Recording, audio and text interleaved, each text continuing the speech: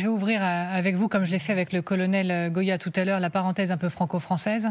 Mais que pèse la France en arrivant à l'OTAN aujourd'hui, alors que la France connaît la séquence politique que l'on sait, alors que le président est affaibli aussi politiquement par la séquence politique que l'on connaît? Quel est le poids aujourd'hui de la France? Est-ce qu'il a un peu reculé? La France garde quand même un poids considérable parce que ça reste, elle est au Conseil de sécurité de l'ONU, c'est l'OTAN, mais etc. Elle a l'arme nucléaire et donc il y a 3 pays qui ont l'arme nucléaire, c'est les États-Unis, la France et le Royaume-Uni. Est-ce que la voix et l'impact de la France dans la séquence est forcément doit être un peu enrouée, mais rappelons quand même que le président de la République a des prérogatives en matière de relations internationales, il est chef des armées et donc il est toujours en manche. On n'a pas changé de régime comme ça. Donc pour le moment, je pense que sur le plan de ce sommet-là, il n'y aura pas d'impact. Après, en fonction de la majorité qui va arriver au pouvoir, qu'est-ce qu'on va accepter de faire ou de ne plus faire en faveur de l'Ukraine? Forcément, il y aura une négociation parce que le Premier ministre aussi a des prérogatives en matière de défense nationale. Notamment, il est responsable de l'outil militaire, de sa préparation opérationnelle. Et s'il y a des décisions qui sont prises, forcément, il faudra un certain consensus. Je rappelle que ce consensus a quand même existé dans l'histoire des cohabitations, puisque Jacques Chirac et M. Jospin ont décidé ensemble du bombardement de Belgrade, de l'intervention au Kosovo, et puis notamment de l'intervention en Afghanistan. C'est-à-dire qu'avec des gens de bonne volonté, on arrive quand même à arriver à des décisions communes. Et à l'époque, la position de la France n'en avait pas souffert. Donc il faut vraiment, il faut se garder de dire pour le moment qu'on est affaibli. On verra quelle est la majorité qui arrive au pouvoir bientôt. Le général Richoux a dit la formule qui dit tout, c'est-à-dire avec des gens de bonne volonté. Dans les précédentes cohabitations, on arrivait à avoir une politique étrangère commune et cohérente. C'est justement la question qui va se poser dans cette nouvelle Assemblée où on a 3 blocs, dont 2 partis, 2 groupes assez forts, en tout cas 2 partis assez forts, LFI et le Rassemblement national, dont on peut douter de l'engagement européen et atlantique, c'est le moins qu'on puisse dire. Donc pour répondre à votre question sur l'affaiblissement, je pense que formellement, ça ne change rien. Emmanuel Macron est le président de la France, d'un grand pays qui compte dans le soutien à l'Ukraine, qui est en effet le seul en Europe, dans l'Union européenne doté de l'arme nucléaire et qui est un des 3 pays européens qui comptent militairement avec la Pologne et le Royaume-Uni. Donc ça ne change rien, mais tout le monde est conscient qu'il arrive affaibli, que sa marge de manœuvre est tout à fait limitée, qu'on est dans une incertitude totale, qu'on ne sait pas à quoi va ressembler, qui sera le Premier ministre, qui sera le ministre de la Défense, des Affaires étrangères. Encore une fois, ces 2 partis qui sont quand même assez puissants dans l'Assemblée ne sont pas franchement pro-atlantistes et enclins à aider militairement l'Ukraine. Donc on est dans une incertitude totale qui nécessairement affaiblit le poids de la France et la voix de la France. Et ça a déjà commencé d'ailleurs au sommet du G7 et dans les épisodes précédents. Prenons le temps aussi de parler de ce qui se passe entre Chine et Biélorussie. Ça se passe pas très loin, en réalité, de nous. Ils mènent des manœuvres à la frontière polonaise, soit près du flanc oriental donc de l'OTAN, alors que le sommet, encore une fois, s'ouvre aujourd'hui. Vous allez me dire certainement dans un instant que ce n'est pas du tout anodin. Tout ça, ça a été annoncé par les ministères de la Défense des 2 pays.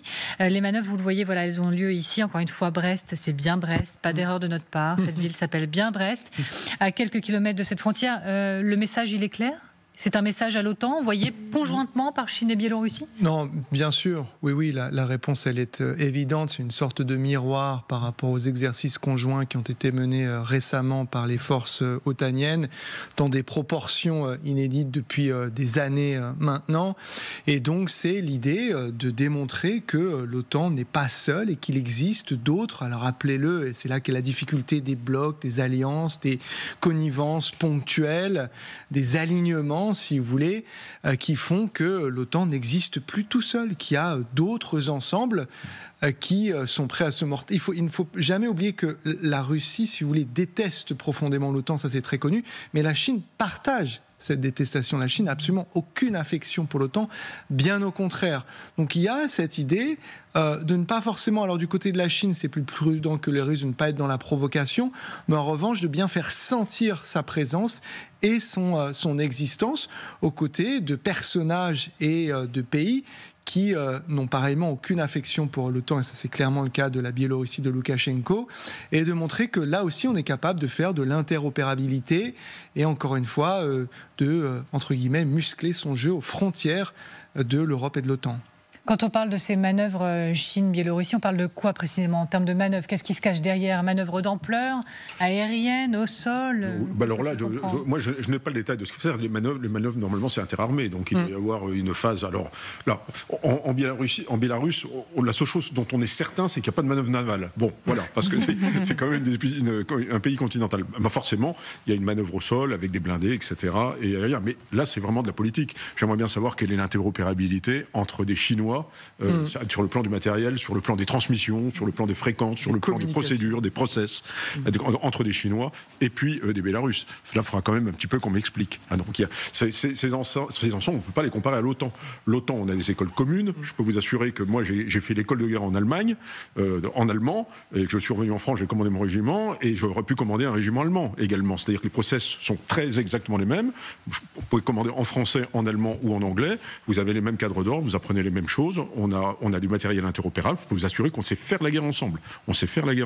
Là, c'est visiblement une démonstration de force politique. Ce qui est plus intéressant, c'est de voir la Chine quand même à nos portes. Oui, voilà, j'allais vous poser. C'était ma question suivante. C'est-à-dire qu'on a quand même des soldats, des militaires chinois qui sont donc à la frontière polonaise. Oui, alors ça, c'est quand même très baroque. Là, véritablement, il y a une démonstration de dire, écoutez, nous, maintenant, on est une puissance planétaire et absolument décomplexée sur tous les plans. Et maintenant, si on veut venir manœuvrer à vos portes, on va venir à votre porte. Vous venez bien chez moi en mer de Chine. Moi, je pense c'est ça un peu le message. Voilà. La mer de Chine ne leur appartenant pas. Ils se sont fait débouter d'un tribunal international, mais ils ont des prétentions sur la totalité de la mer de Chine. C'est une première d'avoir des militaires chinois à cette frontière aussi proche de l'OTAN?